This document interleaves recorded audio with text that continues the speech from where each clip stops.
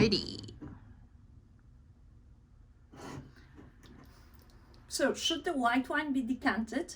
The answer is yes. Although most of the white wines are made for quick consumption, there are some wine styles that are made for aging, and those can benefit when we place it in a decanter and when they have extra time aerating and are exposed to oxygen.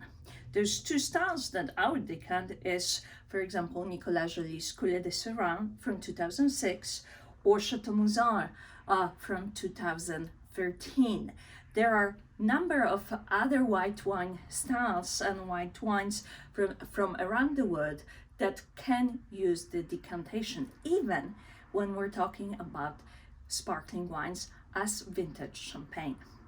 Enjoy and ask questions in this post.